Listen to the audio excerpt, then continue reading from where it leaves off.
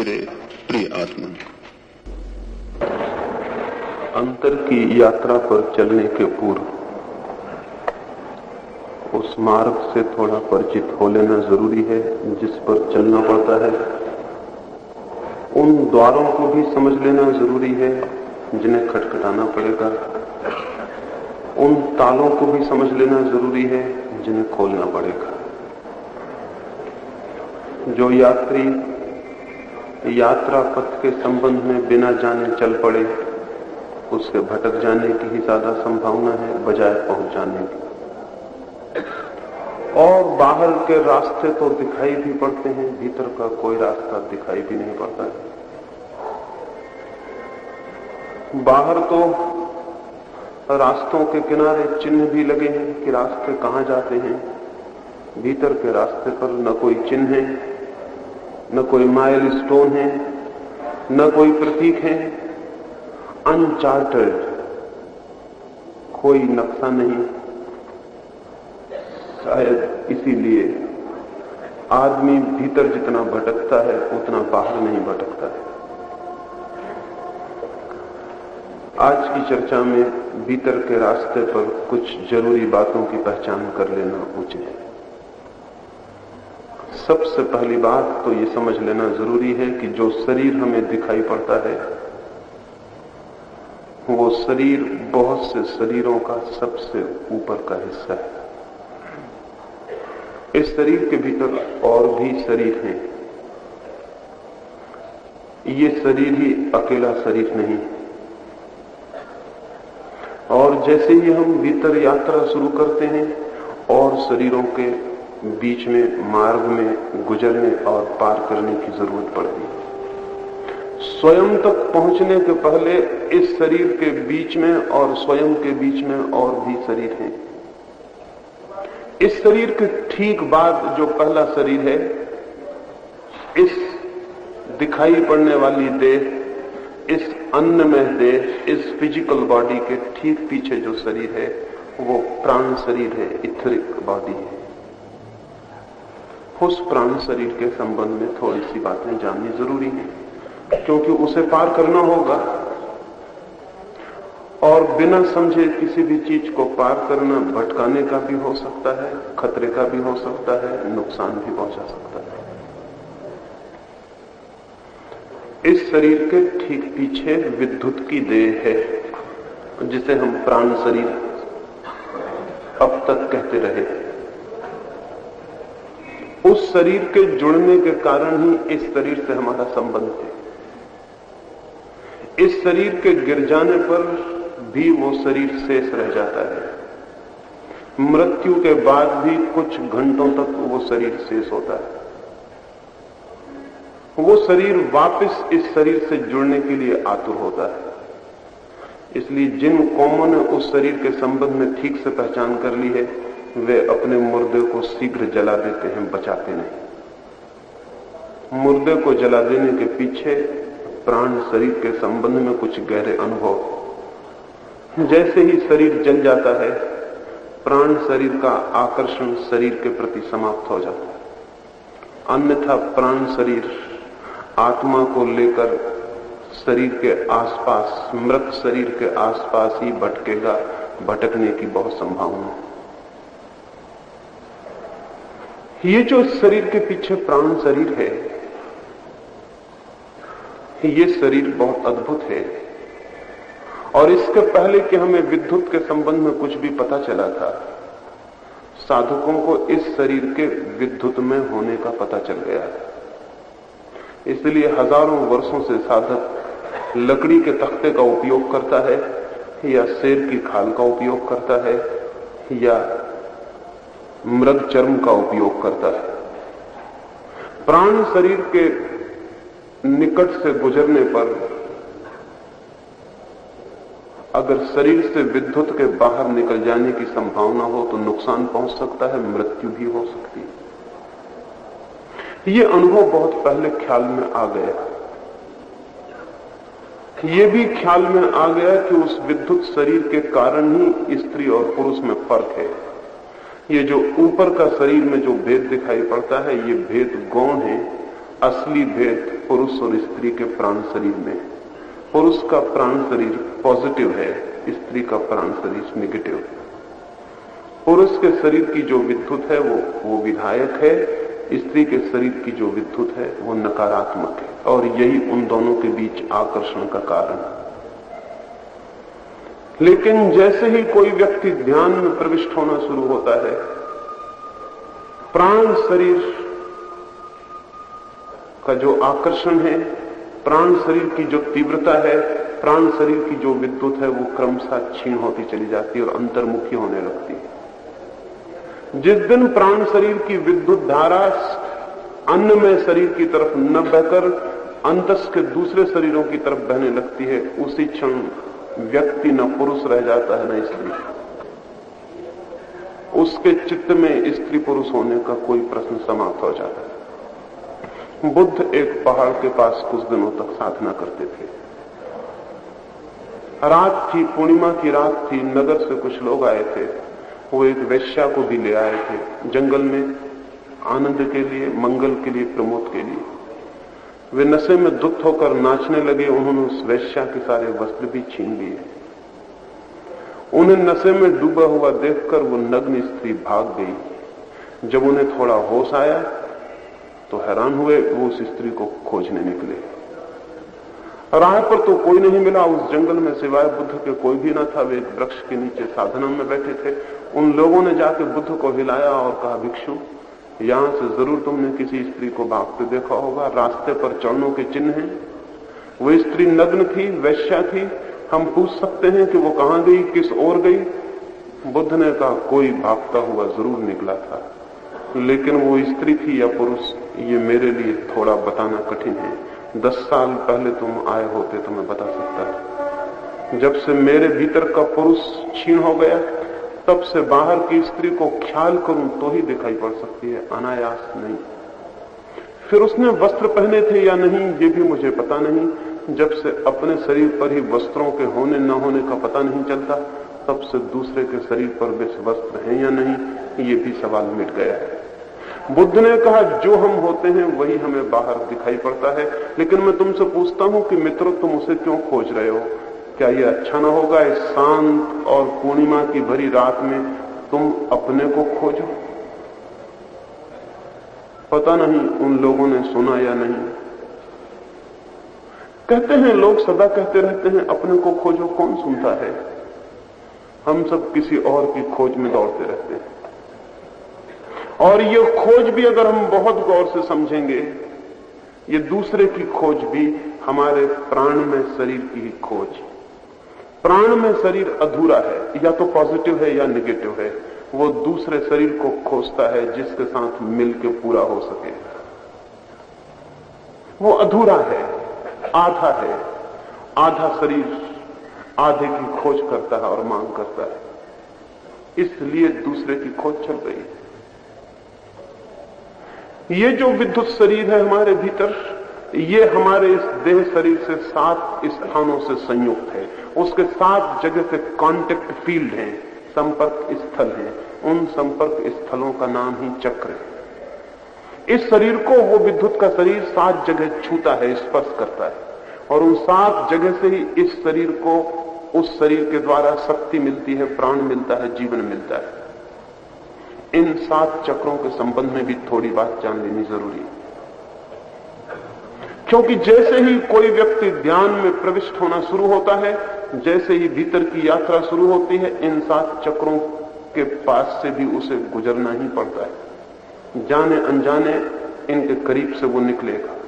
हर एक व्यक्ति का अनुभव थोड़ा भिन्न होगा, क्योंकि हर एक व्यक्ति का अलग अलग चक्र साधारण रूप से सक्रिय। इन चक्रों के संबंध में इसलिए भी समझना जरूरी है कि आपको अपनी पर्सनैलिटी, अपने व्यक्तित्व के समझने में भी बड़ा सहारा मिलेगा।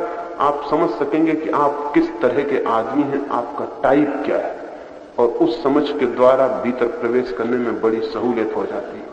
क्योंकि जब हम ये समझ लें कि हम किस प्रकार के व्यक्ति हैं, तो हम ये जान लेते हैं कि हम कहां खड़े हैं, और जहां हम खड़े हैं वहीं से तो यात्रा करनी पड़ती है। जिस आदमी को यह भी पता ना हो कि मैं कहां खड़ा हूं, वो यात्रा कैसे करेगा?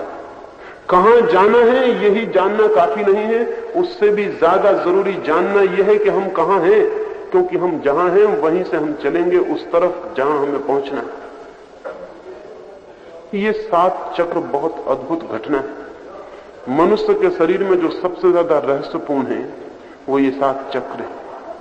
ये कहीं शरीर को काटने पीटने से खोज नहीं मिल जाएंगे, इसलिए फिजियोलॉजिस्ट के पास जाएंगे, वो कहेगा कहां के चक्र, कैसे चक्र, शरीर में कोई चक्र नहीं, इस शरीर में है भी नहीं।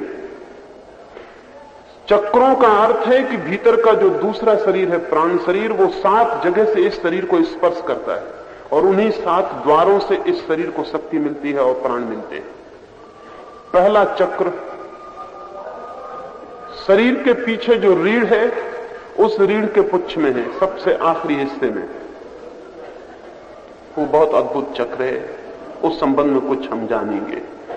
सबसे पहला चक्र वहां है और सबसे अंतिम चक्र सिर के ऊपर है, फिर बीच में 5 चक्र और हैं। नंबर 2 का चक्र जनन इंद्रिय के पास है, वो सेक्स ऑर्गन के पास है। वो चक्र ही काम को, सेक्स को प्रभावित करता है और आंदोलित करता है। सारी दुनिया में जैसे ही आदमी को जरा सा होश आया, उसने अपनी जनन इंद्रिय को ढक लेने की कोशिश की, क्योंकि ये जो चक्र हैं, अगर दूसरा व्यक्ति इन चक्रों पर अपनी आंखें गड़ा के देख सके तो वो उन चक्रों को प्रभावित करता है। इसलिए शरीर के सारे अंगों को उघाड़ छोड़ने में आदमी को कोई कठिनाई नहीं हुई, लेकिन सबसे महत्वपूर्ण चक्र के स्थान को ढक लेने की अनिवार्यता मालूम पड़ी। चाहे पत्तों से ढक लिया हो उसने, चाहे कपड़ों से, चाहे किसी और ढंग से। जो नंबर 2 का चक्र है, जिसको हम सेक्स सेंटर कहें, काम चक्र कहें, वही सर्वाधिक सक्रिय है मनुष्य के भीतर, क्योंकि प्रकृति को उसी की सबसे ज्यादा जरूरत है। उसी चक्र के द्वारा शरीर अपने को पुनरुत्पादित करता है, रिप्रोड्यूस करता है। उसी के द्वारा व्यक्ति नए नए शरीरों को जन्म देने की तीव्रता और आकुलता से भरता है। जनन की सारी प्रक्रिया उसी चक्र के द्वारा चल रही है। और जो व्यक्ति उस चक्र के प्रभाव में है, या जिस व्यक्ति का वो चक्र सबसे ज्यादा सक्रिय है, उसके जीवन में सिवाय काम के, सिवाय वासना के और कुछ भी नहीं होता है। वो चाहे धन कमाए, वो चाहे यश कमाए, चाहे वो बड़े पदों पर पहुंच जाए, लेकिन धन, यश और पद मूलतः उसकी काम वासना के तृप्ति के ही मार्ग होंगे, उपाय होंगे। उसके जीवन का लक्ष्य वहीं केंद्रित होगा। मैं एक बहुत बड़े उपन्यासकार, एक बहुत बड़े लेखक अनातोले फ्रांस का जीवन पढ़ रहा। अनातोले फ्रांस ने अपने जीवन के अंत में अपने एक मित्र ने यह पूछा कि तुम्हारे जीवन में सबसे महत्वपूर्ण क्या था। अनातोले फ्रांस ने कहा कि जो बात मैंने किसी को नहीं कही वो मैं तुम्हें कहता हूं। मेरे जीवन में सबसे ज्यादा महत्वपूर्ण काम वासना थी, सेक्स। उसका मित्र हैरान हुआ। उसने कहा कि तुम इतने बड़े उपन्यासकार, इतने बड़े लेखक, हम तो सोचते थे तुम्हारे जीवन में साहित्य और कला और संगीत ये महत्वपूर्ण होंगे। उसने कहा वो सब गौण थे, वो सब बहाने थे।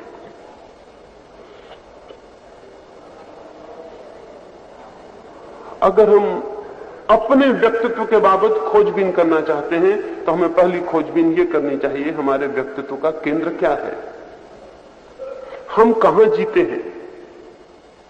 और हमारे व्यक्तित्व का जो केंद्र हो वो सूचना होगा इस बात की कि हमारे शरीर में कौन सा चक्र सर्वाधिक सक्रिय है और महत्वपूर्ण। और यह भी ध्यान रहे कि जो चक्र महत्वपूर्ण होगा हम उसी के माध्यम से पूरे जीवन को देखेंगे, पहचानेंगे, समझेंगे। हम कुछ और नहीं समझ सकेंगे। खजुराहो की मूर्तियां हैं। अमेरिका से एक बहुत बड़ा चित्रकार उन मूर्तियों को देखने आए। मेरे एक मित्र विंध्य प्रदेश में मंत्री थे, शिक्षा मंत्री थे।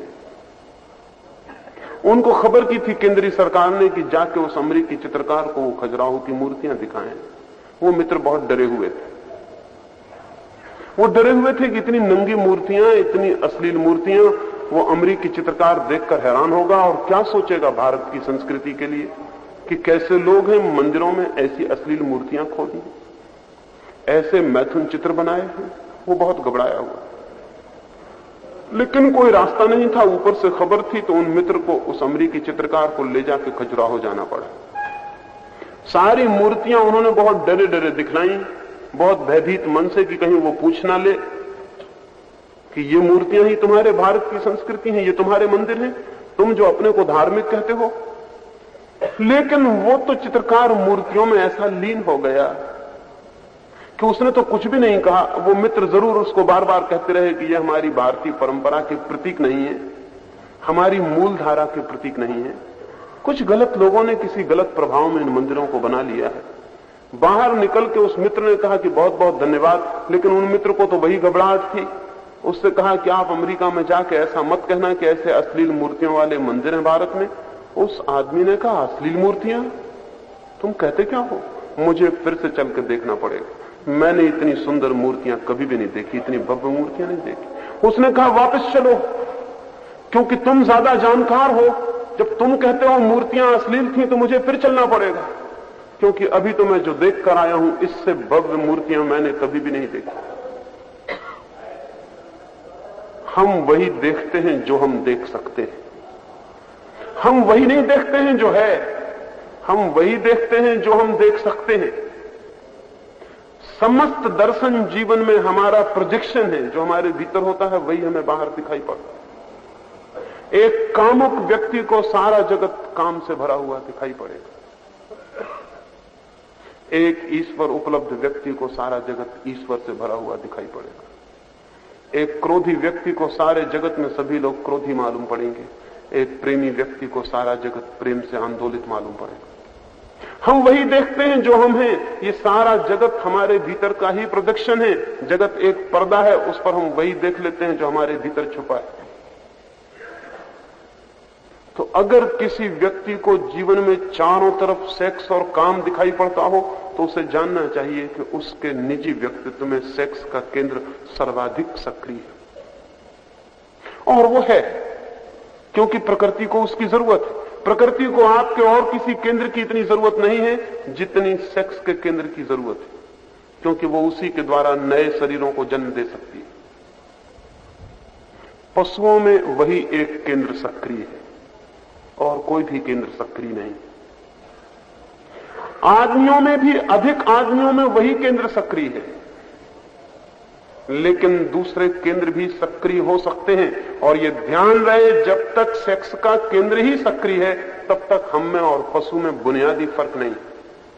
पोटेंशियली फर्क है कि हमारे दूसरे केंद्र सक्रिय हो सकते हैं, लेकिन वो सक्रिय है नहीं। और आमतौर से आदमी वहीं जीता, उसका साहित्य उठा के देख डाले तो 100 में से 99% साहित्य काम के आसपास घूमता है, सेक्स के आसपास घूमता है। ये बड़ी आश्चर्य की बात है। चित्र उठा के देखें, मूर्तियां उठा के देखें, फिल्में उठा के देखें, कविताएं उठा के देखें, जो भी उठा के देखें, पता चलेगा आदमी का 99% काम के आसपास क्यों घूमता है। जरूर कहीं कोई बात है, काम का केंद्र ही एकमात्र सक्रिय केंद्र है। और ध्यान रहे, ब्रह्मचर्य की साधना में इस काम के केंद्र को निष्क्रिय करने की व्यवस्था है। और यह निष्क्रिय हो जाए तो व्यक्ति के जीवन से वासना ऐसे विलीन हो जाती है जैसे हो ही नहीं। जैसे हम एक बटन को दबा दें और बिजली एकदम विलीन हो जाएगी, जैसे थी ही नहीं, क्योंकि वो कांटेक्ट, वो संपर्क टूट गया जहां से प्रवाहित होती थी। ब्रह्मचर्य की साधना का अर्थ ये नहीं है कि कोई आदमी आंखें बंद करके बैठ जाए। ब्रह्मचर्य की बुनियादी वैज्ञानिक साधना का अर्थ है काम का जो केंद्र है वो निष्क्रिय हो जाए। उसके उपाय हैं, उसके टेक्निक हैं, उसकी विधियां हैं। सैकड़ों वर्ष पहले 25 वर्ष तक किसी भी युवक को ब्रह्मचर्य की साधना में रखा जा सकता था। उसका कारण ये नहीं था कि उनको फिल्म देखने नहीं मिलती थी, उसका ये भी कारण नहीं था कि स्त्रियां दिखाई नहीं पड़ती थी या स्त्रियों को पुरुष दिखाई नहीं पड़ते थे, उसका कारण ये भी नहीं था कि वो कसम खा के बैठे हुए थे। इस सब का कोई कारण न था। इस सब के पीछे वैज्ञानिक प्रक्रिया है। उस केंद्र को निष्क्रिय किया जा सकता है। उसके निष्क्रिय होते से ही सेक्स विलीन हो जाता, उसका कोई पता नहीं चलता जब तक कि वो केंद्र पुनः सक्रिय न हो जाए। 100 में से 3 लोगों का केंद्र जन्म से ही निष्क्रिय होता है। और इस तरह के 3% लोगों को समझ में ही नहीं आता कि लोग इतने पागल क्यों हैं, इतने दीवाने क्यों। उनकी समझ के बिल्कुल बाहर होता, उनकी कल्पना के ही बाहर होता। छोटे बच्चों का सेक्स केंद्र निष्क्रिय होता है, धीरे धीरे सक्रिय होना शुरू होता है। 14 वर्ष के करीब जाकर वो ठीक से गति लेता है। उसके पहले उन्हें कुछ बोध नहीं कि क्या हो रहा है। वो केंद्र जब सक्रिय होगा तभी बोध होगा, वो केंद्र सक्रिय नहीं होगा तो बोध नहीं हो सकता है। इस बात को अपने चित्त में बहुत साफ होना चाहिए कि मेरा ये केंद्र अति सक्रिय तो नहीं है। अगर अति सक्रिय है तो ध्यान के करने के पहले और ध्यान के बाद निरंतर अपने मन में यह दोहराना चाहिए कि मेरा ये केंद्र कम सक्रिय हो जाए। ध्यान के पहले और ध्यान के बाद उस केंद्र पर भीतर ध्यान ले जाकर मन में ये सुझाव देना चाहिए कि केंद्र कम सक्रिय हो जाए। थोड़े ही दिनों में एक बुनियादी फर्क दिखाई पड़ना शुरू होगा। उस केंद्र के बाद दूसरा केंद्र नाभि का केंद्र है। नाभि का केंद्र फियर और भय का केंद्र, जैसे जन्नेन्द्रिय का केंद्र सेक्स का केंद्र है, वैसे नाभि का केंद्र भय का केंद्र है। ये शायद आपको ख्याल में आया होगा कि जब भी आप भयभीत होंगे नाभि डमाडोल हो जाएगी और परेशान हो जाएगी। अगर आप कार चला रहे हैं और एकदम से एक्सीडेंट हो तो आपके शरीर में जो झटका पहुंचेगा वो नाभि पर पहुंचेगा और कहीं नहीं। अगर कोई आदमी एकदम से आपकी छाती पर छुरा लेके चढ़ जाए तो सबसे बड़ा झटका नाभि पर पहुंचेगा। नाभि भय का केंद्र है। इसलिए बहुत भय की अवस्था में किसी का मलमूत्र भी छूट सकता है, उसके छूटने का और कोई कारण नहीं। नाभि इतनी सक्रिय हो जाती है कि पेट को खाली करना जरूरी हो जाता है, अन्यथा नाभि सक्रिय नहीं हो सकती। नाभि भय का केंद्र। जिन लोगों के भय का केंद्र बहुत सक्रिय है उनको थोड़ा नाभि पर ध्यान देना अत्यंत जरूरी है। इसलिए बहुत बहुत प्राचीन समय से जिन लोगों को युद्ध की शिक्षा दी जाती उनके नाभि केंद्र को ही सबल करने की कोशिश की जाती।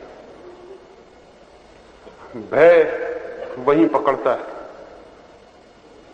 भय और कहीं भी नहीं पकड़ता। कभी आपको भय खोपड़ी में नहीं पकड़ेगा, जब भी भय पकड़ेगा तब पेट में पकड़ेगा। और स्त्रियां ज्यादा भयभीत होती हैं, उसका कुल कारण इतना है, उसका कुल कारण इतना है कि स्त्री को पेट में गर्भ रखना पड़ता है और उसका नाभि केंद्र निरंतर निर्बल और कमजोर होता चला जाता है। स्त्री और पुरुष के बीच भय का और कोई भेद नहीं है। और इसलिए पश्चिम में जैसे जैसे स्त्रियां बच्चों को पैदा करने से इंकार कर रही हैं, उनका भय समाप्त होता चला जा रहा है। अगर स्त्रियां कुछ समय तक बच्चे देना बंद कर दें तो वे करीब करीब पुरुषों जैसी हालत में खड़ी हो जाएंगी। इसलिए दुनिया के जिन कौमों में भी स्त्रियां पुरुषों जैसी होने की कोशिश कर रही हैं, वहां वो मां बनने से इंकार करना शुरू कर देंगी, क्योंकि पुरुष नहीं बना जा सकता जब तक कि मां बनने की प्रक्रिया जारी है। क्योंकि वो जो मां बनने की स्थिति है वही सारे व्यक्तित्व को भय से भर देती। वो जो नाभि केंद्र है वो भय का केंद्र है। जब आप भयभीत होंगे तब आपका पाचन एकदम खराब हो जाए, चिंतित होंगे पाचन खराब हो जाए। इसलिए चिंता और भय के कारण दुनिया में आज बहुत भय है और बहुत चिंता है। अल्सर की बीमारी का और कोई कारण नहीं होता। जितना भयभीत और चिंतित आदमी होगा, पेट की सारी व्यवस्था धीरे धीरे विकृत और खराब होती चली जाएगी। ये ध्यान रखना जरूरी है कि अगर काम केंद्र सक्रिय हो तो आदमी जिस धर्म को जन्म देगा या जिस तरह के धर्म को मानेगा वो धर्म किसी न किसी तरह सेक्सुअल आर्गी का धर्म होगा। सबसे प्राचीन धर्म के जो प्रतीक हैं वो जन्नेन्द्रिय के प्रतीक हैं, फैलिक, जैसे शंकर का शिवलिंग, या यूनान में या रोम में या मिस्र में जो प्राचीनतम, मेसोपोटामिया में, बेबीलोन में, सीरिया में या हड़प्पा मोहनजोदड़ो में जो सबसे प्राचीनतम जो मूर्तियां मिली हैं वे सब फैलिक, वे सब जन्नेन्द्रिय के ही प्रतीक। ऐसा प्रतीत होता है कि आज से कोई 20,000 वर्ष पहले जो भी दुनिया में सभ्यता थी वो चूंकि अभी जानवरों से बहुत आगे विकसित नहीं हुई थी, इसलिए भगवान का प्रतीक भी जन्नेन्द्रिय ही हो सकती थी। वही केंद्र सबसे ज्यादा सक्रिय था। उस केंद्र के बाद जैसे जैसे मनुष्य थोड़ा बलशाली हुआ और थोड़ा पार हुआ वासना के, और भी उसने कुछ सोचना शुरू किया, भगवान की जो प्रतिमा बननी शुरू हुई वो भयभीत करने वाले भगवान की थी। ओल्ड टेस्टामेंट में या पुराने भगवान के जो रूप हैं रुद्र के, वो सारे के सारे रूप घबराने वाले, डराने वाले रूप। ऐसा प्रतीत होता है कि मनुष्य का जो दूसरा केंद्र है भय का, उस भय के केंद्र ने भयभीत करने वाले भगवान को जन्म दिया है। वो जो मंदिरों में हाथ जोड़कर प्रार्थना करने वाला आदमी है, भगवान के चरणों में सिर रखने वाला आदमी है, जो कपता है और कहता है भगवान बचाओ, अगर वो थोड़ा भी ध्यान रखेगा तो उसे पता चलेगा कि उस प्रार्थना करने के क्षण में उसकी नाभि का केंद्र सबसे ज्यादा सक्रिय होगा। दुनिया जितनी शिक्षित होगी, जितना दुनिया में भय कम होगा, उतना ही पूजा और प्रार्थना करने वाले धर्म जमीन से अपने आप समाप्त होते चले जाएंगे, क्योंकि वे धर्म नाभि के केंद्र से विकसित होते हैं। अगर नाभि का केंद्र मजबूत हुआ तो वो विलीन हो जाएगा। मंदिरों में पुरुषों की बजाय स्त्रियां ज्यादा दिखाई पड़ती हैं, उसका कोई और कारण नहीं है, उनका नाभि का केंद्र पुरुषों से ज्यादा अच्छी है। जहां एक पुरुष होगा वहां कम से कम 4 स्त्रियां मंदिर में होंगी। सारे मंदिर स्त्रियां चलाती, सारे साधु संतों को स्त्रियां चलाती। भय वाला भगवान उन्हें अपील करता है, उन्हें सार्थक मालूम पड़ता है। इस पर ध्यान जाना जरूरी है कि जो आदमी भी जीवन में बहुत भयभीत हो, उसे ध्यान के साथ नाभि के केंद्र पर थोड़े प्रयोग करने जरूरी होते हैं, उस केंद्र को मजबूत करने के सुझाव देने जरूरी होते हैं। और ये बड़े मजे की बात है कि ये केंद्र चूंकि प्राणों के केंद्र हैं, विद्युत के केंद्र हैं, ये मात्र सुझाव से परिवर्तित हो जाते हैं, इनके लिए कुछ और करना नहीं पड़ता। उसके बाद तीसरा केंद्र हृदय का केंद्र है, वो राग का केंद्र है, मोह का केंद्र है, लगाव का केंद्र है। जो लोग तीसरे केंद्र से प्रभावित होते हैं वे किसी न किसी तरह के भक्ति वाले धर्म में दीक्षित हो जाएंगे, जहां राग मोह उस तरह के आसक्ति की पकड़ने की संभावना हो। ये तीसरे केंद्र पर भी ध्यान रखना जरूरी है, इसे भी समझ लेना जरूरी है कि वो क्या क्या कर सकता है। वो भी बहुत सक्रिय है, पूरब के मुल्कों में बहुत सक्रिय है, पश्चिम के मुल्कों में कम होना शुरू हुआ है। इसलिए पश्चिम के मुल्कों में परिवार टूट रहा है। परिवार के टूटने को कभी नहीं रोका जा सकता पश्चिम में, जब तक कि उनके हृदय के केंद्र को मजबूत करने की कोई वैज्ञानिक प्रक्रिया में दीक्षित न किया जाए। परिवार वहां टूटता ही चला जाएगा, क्योंकि राग का केंद्र टूट गया है, या टूट रहा है, या शिथिल हो गया, या निष्क्रिय। पूरब के मुल्कों में भी घटना शुरू हो गई। और यह भी ध्यान रहे कि यह केंद्र भी पुरुष की बजाय स्त्री का ज्यादा सक्रिय है, इसलिए परिवार को बनाने वाला पुरुष नहीं है, परिवार को बनाने वाली स्त्री। इस भूल में कोई न रहे कि परिवार पुरुष ने निर्मित किया है। पुरुष परिवार निर्मित कर ही नहीं सकता। परिवार पुरुष के बावजूद निर्मित हो गया है। पुरुष तो परिवार से प्रति पल भागने की चेष्टा में रत, वो तो प्रतिपल भाग जाना चाहता है। उसका कोई राग का केंद्र उतना तीव्र नहीं है। स्त्री ने सारी की सारी सभ्यता खड़ी की है, परिवार और घर उसने खड़ा किया है। पुरुष जन्म से खानाबदोश है, वो भटकने वाला है, वो भटकता रहे उतना सुखी होगा, जितना भटके उतना सुखी होगा। स्त्री एक जगह खूंटी गाड़ के बैठ जाना चाहती है, भटकना उसे बहुत कठिन मालूम पड़ता है। भटकना उसके मन की बात नहीं है। कहीं वो लगाव बांध ले, कोई छोटी जमीन हो, कोई छोटा मकान हो जहां वो बैठ जाए। और इसीलिए परिवार,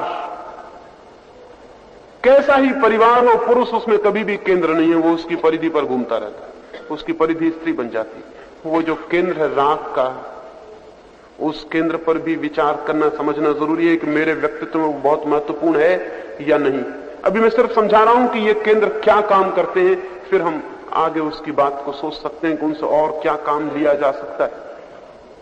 उस केंद्र के बाद कंठ का केंद्र है। ये केंद्र व्यक्तित्व को वाणी देता है, विचार भी देता है। और जिन लोगों का कंठ का केंद्र बहुत सक्रिय है, उनका जीवन अक्सर सिर्फ विचार करने में, बातचीत करने में खो जाता है। वे कुछ और नहीं कर पाते। मौन की साधना इस कंठ के केंद्र को निष्क्रिय करने की साधना है। उसके बाद कल जो मैंने ध्यान करने के लिए कहा था, दोनों आंखों के बीच वो छठवां केंद्र है, वो आज्ञा चक्र है। वो बहुत महत्वपूर्ण चक्र है। उस चक्र के द्वारा ही व्यक्ति अपने व्यक्तित्व को रूपांतरित करता है या रूपांतरित कर सकता है। लेकिन हमारे आज्ञा चक्र भी बहुत क्षीण है। हम अपने को कोई आज्ञा ही नहीं दे सकते हैं। अगर एक आदमी रात को तय करता है कि कल सुबह 4 बजे उठूंगा, सुबह 4 बजे पाता है कि वो खुद ही कह रहा है कि आज रहने दें, बहुत सर्दी है, फिर कल देखेंगे। सुबह उठ के पछताता है और कहता है कि मैंने तय किया था कि 4 बजे उठना है, फिर ये क्या हो गया, आज कसम खाता हूं कि आज जरूर उठूंगा, अब भूलूंगा नहीं। 4 बजे फिर रात, और फिर वो अपने को कहता है कि नहीं, आज जाने दो, फिर कल देखेंगे। सुबह फिर पछताता है। बात क्या है? एक आदमी एक वचन देता है और पूरा नहीं करता। एक आदमी तय करता है ये करूंगा और नहीं कर पाता है। इस सब के पीछे कारण क्या है? इस सब के पीछे एक ही कारण है, वो जो आज्ञा चक्र है, संकल्प का जो विल का केंद्र है, वो विल का केंद्र हमारा एकदम शिथिल है या ना के बराबर। वो जो मैंने कल कहा कि ध्यान करते वक्त दोनों आंखों के मध्य में ध्यान होना चाहिए, वहां ध्यान होने से आप जो भी करेंगे वो मजबूती से और गहराई से भीतर प्रविष्ट होगा। ध्यान वहां रहेगा तो जितनी तीव्रता से आप जो भी करना चाहते हैं वो कर सकेंगे।